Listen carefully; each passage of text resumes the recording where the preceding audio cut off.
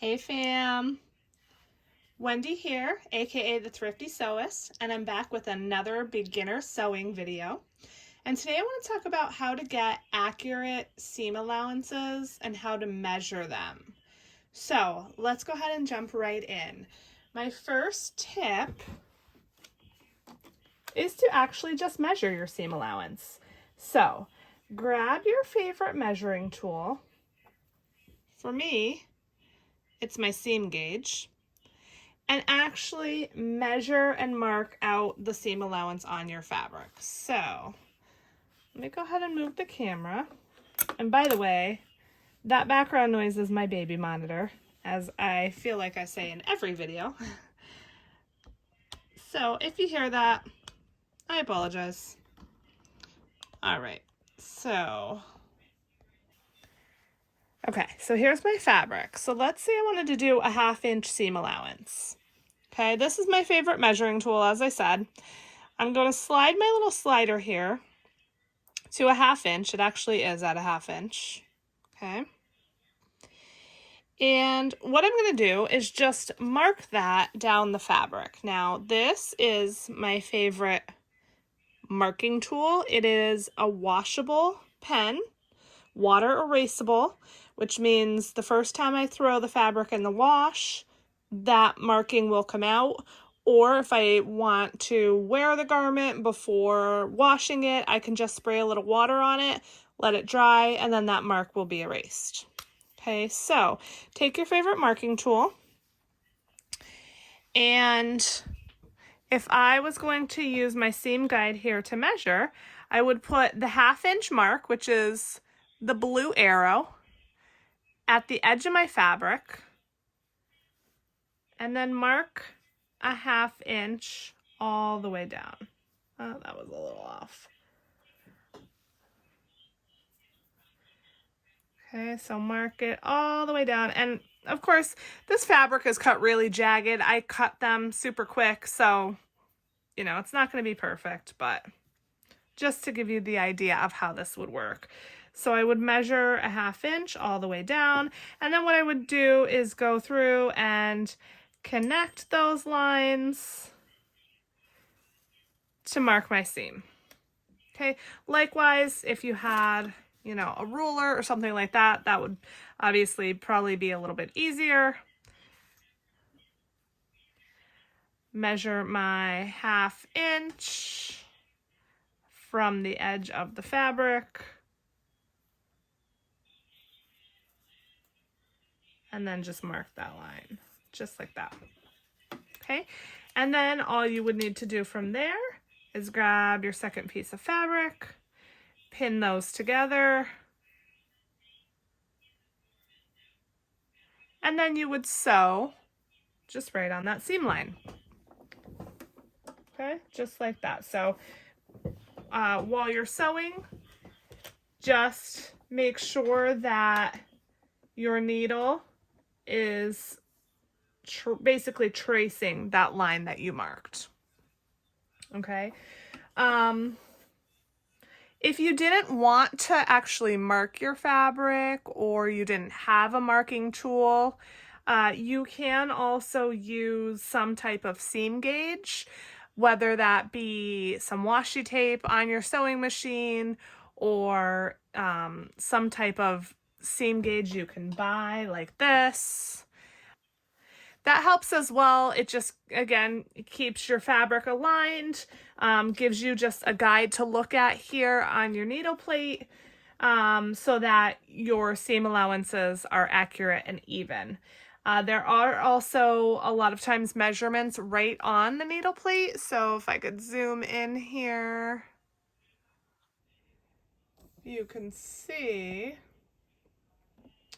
there's some measurements there as well. And each of these are 1/8 of an inch apart.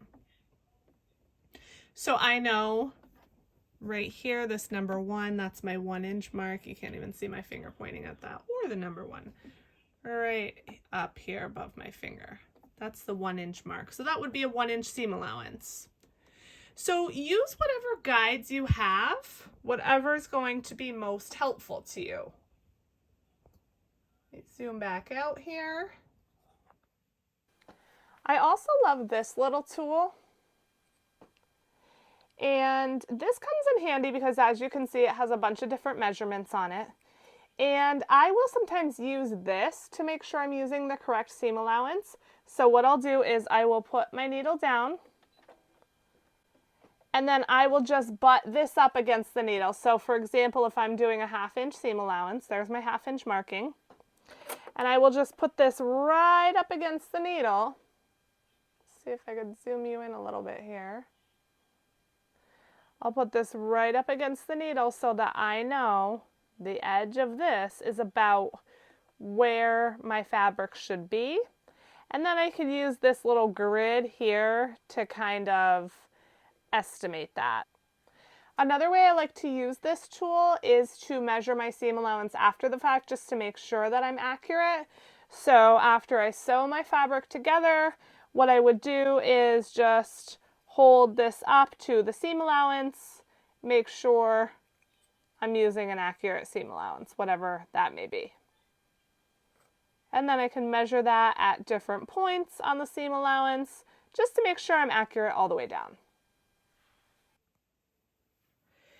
I also filmed a video on how to sew a straight line, and if you're sewing a straight line, you're also sewing an accurate seam allowance. So I will post the link to that video in the description box, and also I'll link it up here in the corner right now, so you can check that out as well. There's I go a little bit more in depth on how to sew the straight line, but also keep that accurate seam allowance. But your best bet is going to be either some type of seam guide or marking your seam allowance directly on your fabric. That's really it as far as the sewing machine. Again, you're just going to figure out what seam allowance you're using. If you're working off of a pattern, that pattern will tell you in the instructions what the seam allowance is. So take your measuring tool, measure your seam allowance at the edge of the fabric, and then either sew down your marked line or sew using whatever seam guide you're using. Pretty easy for the sewing machine. Now let's go over to the serger, and I'm going to talk about how to measure your seam allowance on the serger. All right, so let's talk about the serger. So one thing you should know is that the serger seam allowance, without cutting anything off, is about 1/4 inch. So from the edge of the fabric to the inner stitching line is about 1/4 inch. And if I grab my seam gauge here, each of these little tick marks is 1/8 inch. So 2/8 would equal 1/4 inch. So just to show you how that measures up, it's just about 1/4 inch.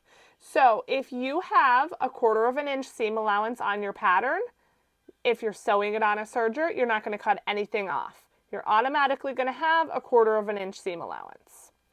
Now, there are some guidelines here. Let me zoom you in.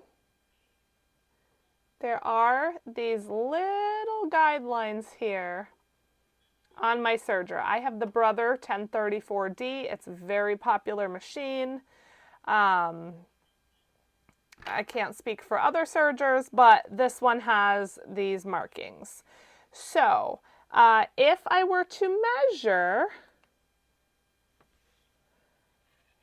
basically you could take your seam gauge, again, knowing that each tick mark is 1/8 inch, if you sort of line that up with your needles where your second needle would fall, what you'll see is that this first little line here is about 3/8 inch seam allowance. The second line would be about 1/2 inch, and this third line would be about 5/8 inch.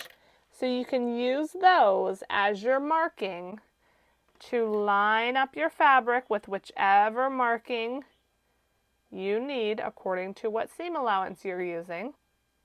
And that's an easy way to have an accurate seam allowance the entire time. You want to focus not on the needles, but on your guideline. making sure that as your fabric glides through, that the edge of the fabric is up against whichever guide you're using. Okay, so let's say you have a 3/8 inch seam allowance.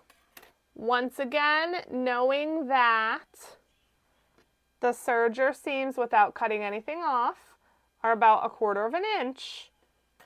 That means you're going to cut off about 1/8 of an inch. And if you need a visualization on the little seam gauge here, again, each of these tick marks is 1/8 of an inch.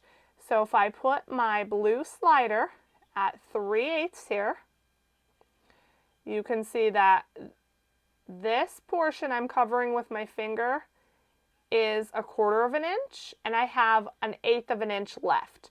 So I know with a 3/8 inch seam allowance that I'm going to cut off 1/8 of an inch. I hope that makes sense. So between using your measuring tool as well as your markings on your serger, hopefully that gave you some ideas and tips on how to keep an accurate seam allowance on the serger. If all else fails and you're a super beginner, don't forget you can always just mark your seam line. Nothing wrong with that. Just know that the serger has 2 needles. So you want to make sure that your left needle is the one that is tracing basically the line that you marked. Okay. As a side note, a bunch of the tools I used today, such as this measuring gauge, my seam gauge, sewing clip, etc. I did make a video about my favorite tools in the sewing room. So if you're a beginner or if you need some ideas on maybe how to get more organized in your sewing room or things that are helpful and make your life a little bit easier with sewing, go ahead and check out that video. I will link that down in the description below and also put it up in the corner now.